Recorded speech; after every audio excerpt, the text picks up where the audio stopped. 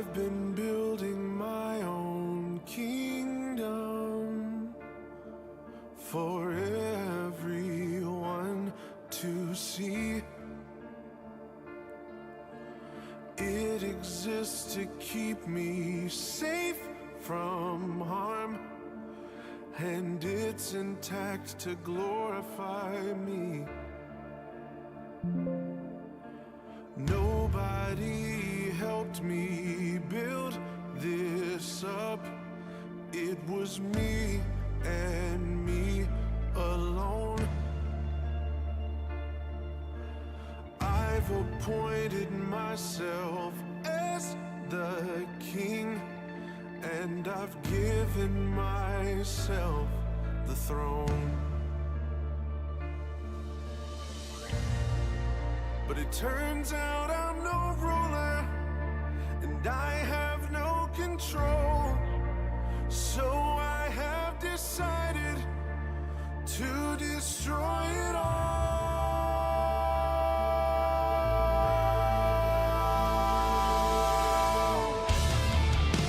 I'm tearing down the walls, kicking down the doors.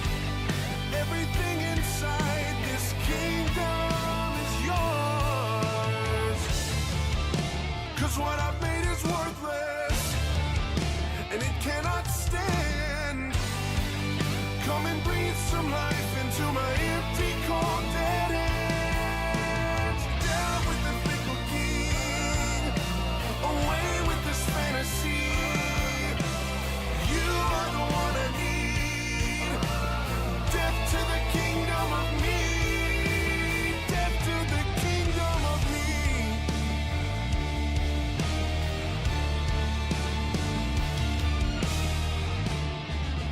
I should probably be frightened. This empire's all I know, but it always does more damage than good. I'm afraid it's gotta go. I know that I can't be trusted, 'cause I'm just a man. And if you hadn't given your life for me, a loser would be all that I am. You know they say just follow your heart. I'm afraid that's a load of trash. Your heart will take you down to deep, dark places where you feel like you'll never come back. So I'm coming out of the dark. This facade is...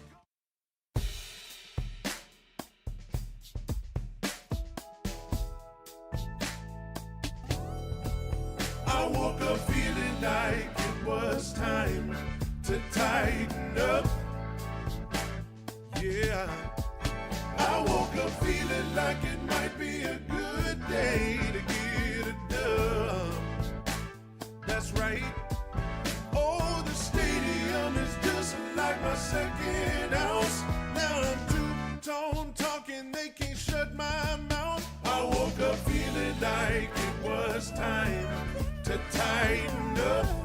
Yeah, yeah, yeah, yeah. I woke up feeling like it was time. All right. Back to business, ladies and gentlemen. It is Friday, September the 12th, 2025. Week 2 is here, and the Titans have their first home game this Sunday, hosting the Los Angeles Rams. It'd be nice to get a break against a lesser opponent, but of course we knew when the schedule came out the Titans' first month is stacked with good opponents, and we have another one this Sunday. The Rams, who I think are one of the most well-coached teams in the NFL, and the Titans, who very well may be one of the worst coached teams in the league. Welcome to the Two Tone Talk by God Pod, episode 173, and Monday was quite the episode. When we kind of just I went nuts on Monday after the Titans lost to the Broncos. I was seeing red. I lost my mind. But you know what? If this week has shown us anything, it is that football can be a great escape from the terrible things happening in the world. And so that is what we're going to do today. We're going to talk about football, and we're going to talk about the Tennessee Titans. So the Titans are huge underdogs again. The Titans have their hands full with the Rams. Once again, another situation where you look at the Rams roster and then you look at ours, and it's like, I mean, the Rams should be able to take care of business, but the Rams have some injuries. Both interior guards probably going to be questionable for this game. That leaves the door open for Jeffrey Simmons to have a huge game on Sunday. T'Vondre Sweat, if he plays, I'm starting to get a little worried about T'Vondre Sweat. He has not practiced this week. We'll get a designation on him as well as everybody else today. But one thing we know for sure is that J.C. Latham, the right tackle, is out for the Titans Sunday. I did a video about that yesterday. J.C. Latham not going to play against the Rams. That's not good, folks. That's not good. The Rams, much like the Broncos, have an awesome defensive front. And the Titans were going to have their hands full even with the starting five. But with 4 starters and a backup, the Titans offensive line is going to have their hands full, and that means that Cam Ward is going to have his hands full. So, how did the Titans win this game? How do the Titans beat the Rams? Well, the good news is, I mean, there are going to be Rams fans in the stadium, but it's not going to be like week one. Week one in Denver, you had that road element. Denver fans going crazy. I'm not saying Rams fans won't travel, but I mean, they're not the type to be like the Packers or the Bills or somebody like that. So you don't have that crowd element that you would have had in Denver last week. That helps. But what caused the Titans to lose to the Broncos last week? Self-inflicted wounds. Penalties, 131 yards worth. Bad coaching, which I went into in detail on Monday. I don't have it in me to get into it again. Poor offensive line play. Guys that don't know their assignments. Guys that don't know what the play is. We're running a screen and none of the people stop to catch the screen. They all go to block. 8 drops. Dan Orlovsky counted 8 drops by the Tennessee Titans in this game. The Titans were going to have a hard enough time beating the Broncos anyway. You add in all of that stuff, it's just not going to happen. You're not going to beat. So the first thing the Titans got to do to beat the Rams on Sunday, get rid of these self-inflicted wounds. You're already going to have a hard enough time beating the Rams anyway. You're sure not going to beat them when you're dropping passes, committing stupid penalties, calling stupid plays, not knowing what the rules are. As we all know, 1 elbow also equals 2 feet. We can't have stuff like, we're not good enough to overcome stuff like that. You can't overcome, especially when you're playing a really good team like the Rams, you're not good enough to overcome stuff like that. So the Titans have to avoid beating themselves. And I know that goes without saying, but because it happens to them so often, because they make a habit of it so often, you cannot go in here against the Rams and start doing stupid stuff like what you did Sunday, because it cost you the game. How many analysts have you heard talk this week about that Titans-Broncos game and say, hey, the Titans should have won this game. Titans could have won this game. Cam Ward played very well. 8 drop passes, 131 yards worth of penalties, a coach that doesn't know the rules. That's unovercomable. You cannot overcome that against good teams especially. So that's the first thing the Titans got to do if they're going to beat the You cannot shoot yourselves in the foot as you have a terrible habit of doing. But on defense, if indeed the Rams are weak at interior offensive line, whoever's playing defensive tackle is going to have a day. I'm looking at Jeffrey Simmons. I'm looking at T'Vondre Sweat. I'm looking at Sebastian Joseph Day, who I thought played well against Denver. We need those guys in the middle. James Lynch, if you get in there. We need you guys blowing things up. Much like last time the Titans played the Rams on Sunday Night Football when Jeffrey Simmons literally had his best game ever. If they're weak at the interior offensive line, you've got to attack that. Where I think the Rams are the weakest is in their secondary. I think their secondary is fine, but not great. Can some of these wide receivers please take advantage of that? Not that they're bad, but if you're going to take advantage of the Rams, you're not going to take advantage of their defensive front. You're going to have to take advantage of their secondary. Mr. Calvin Ridley, $100 million, who had 3 drops on Sunday. This would be a good week to recover. This would be a good week to show that you were not just a waste of money. Okay, so Titans got to get something going through the air. And yes, it is important that the Titans are able to run the ball, for sure. The Titans were bad running the ball on Sunday. What was one of the things I said they had to do to beat the Broncos? Run the ball well. They didn't. They had 75 yards rushing. That's not good. Now, I know Denver's defensive front is elite. They've got a wonderful defense, but so do the Rams. So do the Texans, who you play in 2 weeks. Like, we've got to be able to run the ball to help out our rookie quarterback, and so that those front 4 for LA can't just pin their ears back and go kill our quarterback. And somebody has got to help whoever's playing right tackle. If it's Ali Udo, if it's whoever, it's probably going to be Ali Udo. We got to give a tight end or a running back over there to help on those pass downs.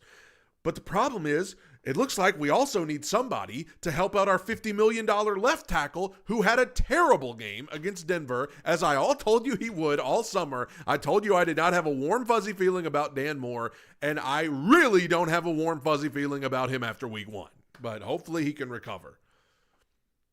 But I mean, self-inflicted wounds have to stop. Titans' interior defensive line should try to take over this game if the Rams are weak at both guard positions. Titans should try to attack the Rams secondary, but in order to do that, the offensive line has got to protect. And they were the worst offense. I don't know if you saw this or not. In pass protection, the Titans' offensive line was the worst in pass protection in week 1. It makes me want to pull my hair out. Like, no matter what we do, no matter who we sign, no matter what coach we get, no matter how many draft picks we use on it, our offensive line always sucks. It's always among the worst in the league. It drives me nuts. Jaden in the super chat said, tighten up. Let's see if we can rebound. I hope we do, Jaden. I need it. But more than anything, before I get into 32-1, Brian Callahan is coaching for his job more than ever. I've said it this week on the channel. I will repeat it. And everybody be sure to click the like button if you're watching on YouTube. Week 1 was as disastrous as possible for Brian Callahan. It could not have been worse. You made stupid decisions in the game. The sequence before half, yes. But the biggest thing is him not challenging the play where Alec Manor clearly had the catch, part 1. But part 2 was going into the press conference and blatantly saying something that you couldn't take back. You said the one thing you couldn't say. 1 elbow does not equal 2 feet. Everybody knew that wasn't true, and then you had to come back the next day and admit that you misspoke or got clarification on the rule. I'm not really sure because he said both things. It's a disaster for him. You can lose games because Cam Ward's a rookie and struggles. You can lose because of that. You can lose because maybe the other team's roster is better than yours and they just out-talent you to the end. Okay, you can lose because of that. What cannot happen for Brian Callahan, what cannot happen is this team loses and you are the key reason why. Coaching is the main reason why, and that's what happened on Sunday. Despite all of the Titans' flaws, they're weak at edge rush. They're young. Their wide receiving core is mediocre at best. Their quarterback's a rookie. They may have the most overpaid left tackle in history. All of those flaws, and yet most people would say the biggest reason why the Titans lost in week 1 was because of coaching. It is at least one of the top 3 reasons they lost. You could put the dropped passes number 1, but coaching was either the number 1 reason why they lost or number 2 by a slim margin. That's disaster for Brian Callahan. That is nightmare fuel for Brian Callahan. Despite everything, you are the reason we lost. Not because of our weak roster, not because of our not loaded roster at all, not because of our rookie quarterback, not because of this, not because of that, but because of you? Because of something you did or said? We're not making headlines because our quarterback struggled or because of anything like that, but because of you and some of the decisions that you made. That is a disaster for Brian Callahan. So I think you are going to see a coach in desperation mode. I think you are going to see, hopefully, a side of Brian Callahan that you have not seen yet. I think in his coaching career, he has been way too conservative. He has played it safe too often. He has played not to lose too many times, and it has caused him to lose a lot. At this point, his back's against the wall. If this season is a disaster, he's gone, right? He's gone, especially with week 1 going the way it did. I'm not saying they have it in mind to fire him right now, but I'm saying if it keeps going, he set a tone week 1 after a bad year 1. He set a tone week 1 of year 2 that just it puts him behind the 8 ball tremendously. So I think you're going to hopefully see a side of him that you haven't seen yet, a more aggressive side. At this point, if I'm Brian Callahan, okay, I was embarrassed week 1.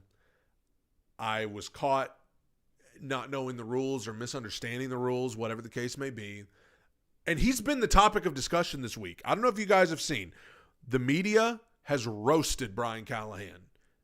YouTubers, podcasters, whatever. Brian Callahan has been mocked this week for that whole rule thing with the elbow. Amy Adams Strunk knows that. Mike Borgonzi knows that. Chad Brinker knows that. But Brian Callahan knows that. If I'm him at this point, I got nothing to lose. I am going out here with Cam Ward, and we are just gonna we're putting all our chips on the table. Like I have no choice. I was made to look as dumb as possible in week 1. I was made to look as ridiculous as possible in week 1. I did myself no favors. I got 16 games to prove that I can be the coach of this team and a coach in this league. He's going to have his chance. He's going to have, I mean, I've seen all week people saying, well, they need to fire him right now. Guys, I was as mad as anybody after Sunday, and I still think it was embarrassing. But you don't fire a coach after week 1. Okay? You don't do that. Don't do that. That would be insane. Right? Like, even if you feel like it's inevitable that it's going to happen later, that's your opinion, whatever. But they're not going to fire him after week 1. You know, if you want to talk about embarrassing, that would be embarrassing, because what would the conversation be surrounding this organization if they did that? Now, if it still goes bad for the rest of this year and he gets fired at the end of the year, that nobody's going to be surprised. If it's really bad, if we're like 0-7 by the bye, then, you know, it could even happen then. But I just think that he's got his back against the wall early. Not that he's going to get fired tomorrow or feels like he is, but he knows, okay, I got to get this together, or my time here is short.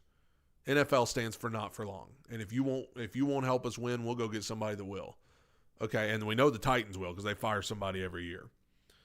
So we'll see. I think Brian Callahan's going to be in desperation mode, and I don't know if that's a good thing or a bad thing, but I'm sick of watching him come out there and play not to lose. I'm sick of watching him go out there and try to just get by on 3 runs up the middle and a punt. Like, we can't do that anymore. We got nothing to lose. We're the Titans.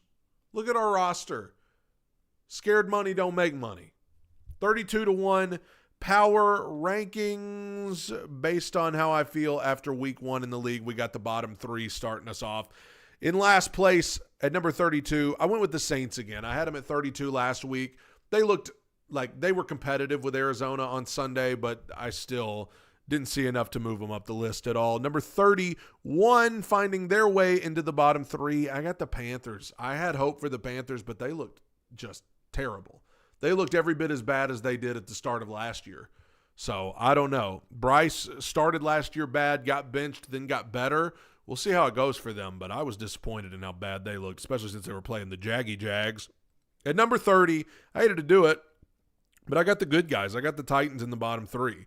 I didn't want to do that, but, I mean, it's just until I see that the coach knows the rules and that our offensive line can block and that our wide receivers can catch, I can't put them any higher. They were 3-14 last year, and they looked in so many ways the same this past week in week 1. Let's get into the 20s here. At number 29, I got the Giants. Russell Wilson was not good. I think Jackson Dart watch is already on. The Dolphins were atrocious. The only reason the Dolphins are not in the bottom 3, I'm just giving them the benefit of the doubt that maybe Tyreek Hill and company, they can recover in week 2. But they looked like the worst team in week 1. If it was just based on how people looked in week 1 of 2025 alone, the Dolphins would be last. They looked awful. 27, the Browns. The Browns should have won, but I just think with Flacco, you're going to get what you're going to get. Like, it's going to be ugly if they do win. I think their defense is good enough to drag people down into the mud and keep it close, but they had every opportunity to win that game. Their kicker, whew. All right, number 26, the Cardinals. I had them in the bottom 3 last week. I move them up. I mean, Marvin Harrison is a stud. Kyler Murray, I still don't believe in him at all. I think he's inconsistent. I think the Cardinals are just going to hover around this area on the list all year. Number 25, the Jets. I thought Justin Fields played really, really well. I like the culture that Aaron Glenn is creating there with the Jets. We'll see if they continue on, but I thought Justin Fields put on his most impressive performance in the NFL to date on Sunday, even in a loss. So the Jets might be a little better than I thought. Number 24, the Bears. I thought the Bears were going to win Monday night. Looked like they were. Caleb Williams, mostly good. There's still, I don't know. There's still something just off about Caleb Williams and the Bears. I don't know. Number 23, the Colts. They looked really good against the Dolphins. Daniel Jones looked really good against the Dolphins. It does not move me at all. I don't care. I don't think the Colts I don't think the Colts are going to look that good every week. And Colts fans can't get mad at me for that because 2 weeks ago, neither did they. They were all whining because they thought Daniel Jones sucked, and then he had one good game, and now they're all acting like they're going to the Super Bowl. I think the Colts might be all right, but when I look at Daniel Jones, I just see a worse version of Ryan Tannehill. Number 22, the Seahawks. Seahawks, I think most of their games are going to be close. Like I said about the Browns, I think the Seahawks will drag people down into the mud with them. I had them as my surprise team. They hung in there with the 49ers. Felt like they could win that game, but, they lose a low-scoring game. I think all their games are going to be low-scoring. It's just, can they get enough out of Darnold? I didn't think he played well. Number 21, the Jaguars. Jaguars, to me, have a little more juice than the Colts. They have a little more juice. I think they beat a bad team on Sunday, but I think the Jaguars, if the Texans are not going to be as good as people thought, I hate to say the Jaguars feel like the team in the South that could give them trouble. But hope not. I hate them all. I mean, I hate all of those teams. Number 20 on the other side of the screen, we've got the Patriots. Vrabel just doing the same old bull crap. Vrabel just doing the same old bull crap he always did. Got a young wide receiver. Let's just play Mac Hollins the whole time. It's Cody Hollister all over again, putting up a whopping 13 points after all these offensive weapons you went out and got. Welcome to the Mike Vrabel experience, New England. I tried to tell you, this is what he does. This is what he does. It is boring. It is lifeless. It is uninspired. But at least he says funny things in the post game. At least he establishes a culture. Whatever. It's the same old bullcrap as always with him. Number 19, the Cowboys. I mean, it feels like forever ago that I watched them play that Thursday nighter against Philadelphia. They're all right. Number 18, the Vikings. I thought J.J. McCarthy was bad until late in that game. But you say what you want about Kevin O'Connell. This dude just knows how to win games. This dude just wins and wins and wins no matter who he's got at quarterback. And look at how Sam Darnold played for Seattle. And look at how he was playing for Minnesota last year. Some places quarterbacks just go and flourish. Number 17, the Falcons. The Falcons had every opportunity to win their game against Tampa Bay. Their kicker missed the kick that would have tied it at the end. But I thought Michael Penix was really good. I thought Michael Penix played really well. And so we'll see if Atlanta can they were playing the Bucks week 1. That's a good week 1 opponent, but I think the Falcons could still make some noise. Number 16, the 49ers. The Niners, probably a good middle of the pack team. I still don't think they're going to be quite what we're used to seeing from them from a few years ago, those Super Bowl teams, but maybe the 49ers will be all right. Number 15, the Texans. Playing the Rams week 1. Tough, but they put up 9 points. This was the team that everybody was so excited about a couple of years ago. I don't know, man. If the Colts, Jags, Titans, if they can get it together and keep it together, there's an opportunity there. There really is. Number 14, the Raiders. I like the Raiders. I like Geno Smith. I like Pete Carroll. I like Ashton Genty. I like Brock Bowers. I like so much of what they've got there in Las Vegas. And they're in the really tough division is the problem, but I think the Raiders, I wouldn't want to play them, and we have to at some point. Number 13, the Bengals. They looked like crap. It was kind of the story of last year is that the Bengals always looked really good and lost.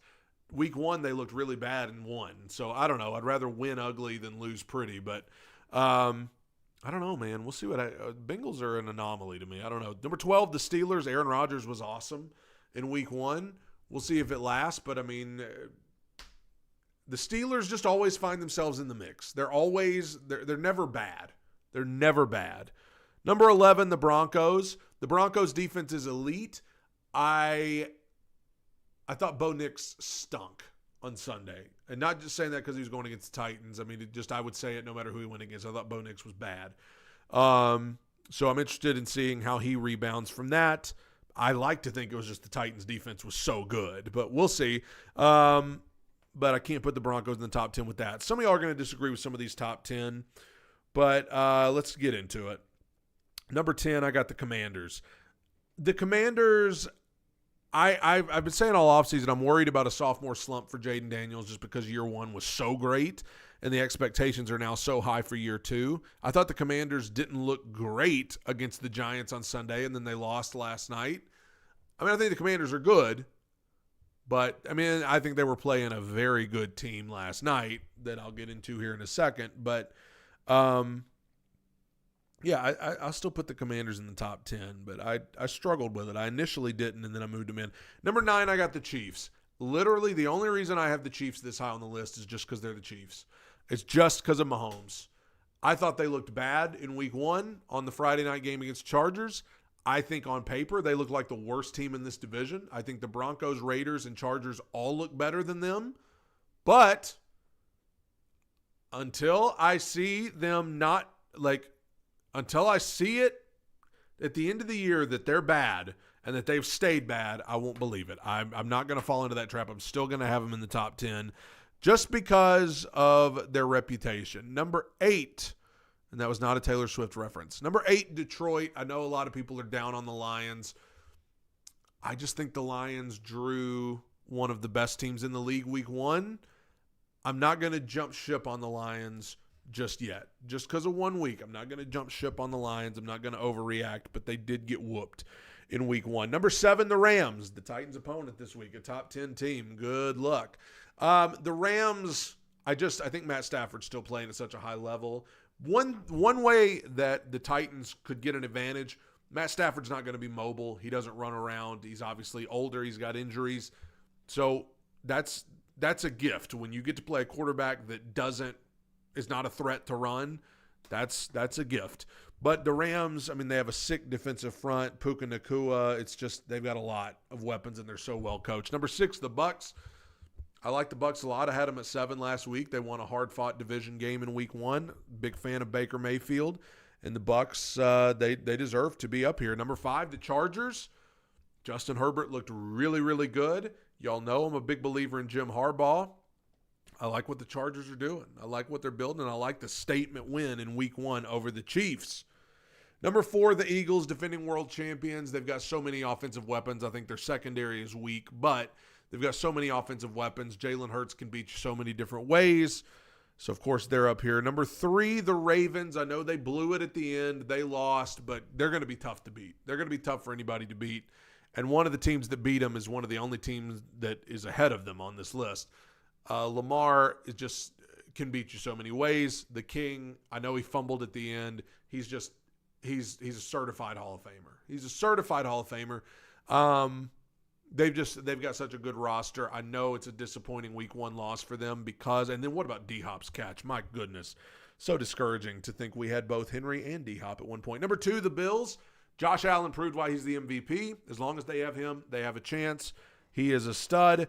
But at number 1, I got the Packers. I think the Packers are the best team in the league right now. I think if you don't think one player can make a huge difference, I think Micah Parsons took the Packers from being a good team to being a great team. I think Jordan Love's playing really well to start the year. And I know they had the injury to Reed last night, broken collarbone. That's going to be tough for them. But I think the Packers right now, I would say they're the best team in the league to start the year. But we got a long way to go, obviously. Now, let's make some picks. As always, in the chat, when I get to these games, give me your pick in the chat. Let's see where everybody's head is at. Obviously, the Packers beat the Commanders last night, 27-18. I would have picked them, trust me. Jags, Bengals in Cincinnati. I would love to see Cincinnati win this game. I think the Jaguars win. I think the Bengals just look out of sorts. I think they look sloppy. I think the Jags kind of have, when you get that new car and you got that new car smell, they've kind of got that new car smell with Liam Cohen as their new coach. People getting a little excited about them. I think the Jags will win. I think the Jags beat the Bengals. I just wasn't impressed by anything that the Bengals did on Sunday. So I got the Jags. Hope not. Hate them, but I hope the Jags lose. But I think they'll win. Browns, Ravens. Give me the Ravens getting a rebound win here. The disappointing week 1 loss. Now they're at home against the worst team in their division. I think this could be the most lopsided game of the week. I think the Ravens are going to come out for blood. You got the Browns defender out here saying, I don't think Derrick Henry is going to be able to dominate us. How does that always go? When people say that about the King, how does it go? The Ravens, I think, will maul the Browns on Sunday. Bills, Jets. We'll see if Justin Fields can follow up that week 1 performance against the Bills. I got the Bills winning this game. It's in New York. I got the Bills. I think the Bills Josh Allen's a different breed. Just because of him alone, I got the Bills winning this one. And the Bills are favored in that game, of course. Ravens favored. Who's favored in the Bengals-Jags game? The Bengals. It's a little surprising. Patriots-Dolphins. I'm going to go Patriots because I just think the Dolphins look that bad. But, I mean, this just has Vrabel, 13-10 ugly game over the Dolphins, and then everybody will act like he's hung the moon or something. I got the Patriots in this one, though. I can't pick the Dolphins after how they looked in week 1. 49ers, Saints. I'll go Niners. I think that,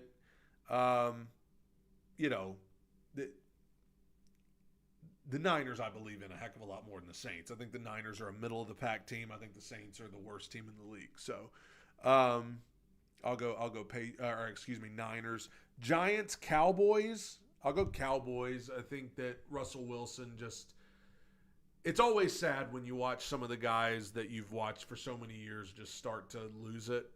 I think Russell Wilson just looks like a guy who doesn't have it anymore. I like him, but I think he's starting to look like a guy that doesn't have it. In Dallas, I just think the Cowboys have more juice than the Giants. So I've got the Cowboys. Bears, Lions. I'll go Detroit. Like I said, I think Detroit drew as tough a week 1 opponent as they could. It's in Detroit. Those fans are going to be going crazy as they always do. I got the Lions. I think the Lions beat the Bears. Get on track. And Mr. Unlimited. That's why I love Russell. He's hilarious. Seahawks, Steelers. I'm going to go Steelers. I'm going to go Steelers because Sam Darnold didn't do well in week 1. I think this will be a low-scoring game, but I think Aaron Rodgers looked really good. I think the Steelers' defense, they're stacked on defense. I'm gonna go Steelers. It's in Pittsburgh. You know their fans are gonna be pumped up after what they saw from Rodgers last week. I'm gonna go Steelers. Broncos, Colts. This is where we'll see if Daniel Jones is actually gonna revive his career. If he has a good game against this Broncos defense, then there's something there. I'm going with the Broncos. The game's in Indianapolis. I think Bo Nix is gonna have to play better, but I think we'll see about Daniel Jones this week. You know, if he plays well this week, then okay, there's something there. But I got the Broncos winning this game. I think this will be a reality check for the Colts. Panthers, Cardinals. I'll go Arizona. It's in Arizona. I just thought Carolina looked so bad in week 1. I think their coach might be inching toward a warm seat. Dave Canellis. I got the Cardinals winning that one. Eagles, Chiefs, Super Bowl matchup. I think the Eagles are going to destroy them. I think the Eagles are going to destroy the Chiefs. I understand the Eagles' secondary is their weakest point, and Mahomes will probably have some success, but I think the Eagles beat them by at least a couple of scores. Falcons, Vikings on Sunday Night Football in Minnesota. Minnesota's going to get loud. I'm going to go out on a limb and pick the Falcons. I'm going to go out on a limb and pick the Falcons as kind of my upset. I think that would be an upset because Minnesota's favored to win. It's in Minnesota. Vikings won in week 1. I got the Falcons winning this one. I think Michael Penix is flying under the radar, but I think he played really well in week 1. He was not the reason they lost. I think the Falcons are going to surprise some people and win that game. Monday night, Bucks, Texans. Or is it a doubleheader Monday night? Bucks, Texans. I got the Bucks. I think the Bucks are just better than the Texans. Maybe even at quarterback. Like, would you take C.J. Stroud over Baker Mayfield right now? I don't know. I got the Bucks. I think the Bucks are just better. It's in Houston. I think the Bucks defense will do well, and I think Baker will have a big game. Chargers, Raiders. I'll go Chargers, but I think that could be a very entertaining game, and I think the Raiders will keep that close. I'm gonna go Chargers though. I just think Justin Herbert's operating at a different level. And then Titans, Rams. Titans, Rams is what we'll close it out with.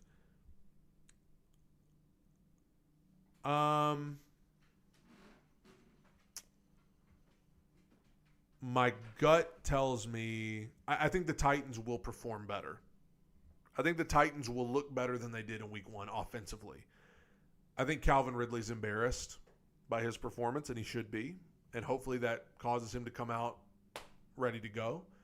I think Brian Callahan is embarrassed by his performance. Hopefully that lights a fire under him. I think Cam Ward is the type who has probably made his voice heard in the locker room this week. I don't think Cam Ward is going to want to just sit around and have what happened last week happen regularly. So I think the Titans will look better. I think they will put on a better performance. But I don't even know if that's enough to lift you over the Rams. I think just with Stafford and McVay, I think they are so well coached, and I think Stafford is still so good. I think you could argue he's a top 5 quarterback in the league still. Definitely top 10. I feel like the Titans are going to put in a better performance and come up short. I think Titans – I can't pick the Titans right now after what I saw in week 1. I can't pick you until I see something better than that. So hopefully it's just reverse psychology I can use here. I do believe the Rams are going to win. I hope I'm wrong. I would love to be wrong. I feel like the Rams are going to win. But I think it'll be – I hate to say closer because the Broncos loss was a 1-score game, but I think the Titans will look better. I think they will look better and come up short. But I think they'll look better, if that counts for anything. That's the Two-Tone Talk by God pod. Sunday, Titans, Rams. I'll be back on Monday at 1 Eastern, noon Central, and hopefully it's a little happier episode than what we had this past Monday. But I appreciate you guys joining. If you haven't subscribed, go subscribe. God bless you. Tighten up. Enjoy your weekend of football. Bye, everybody.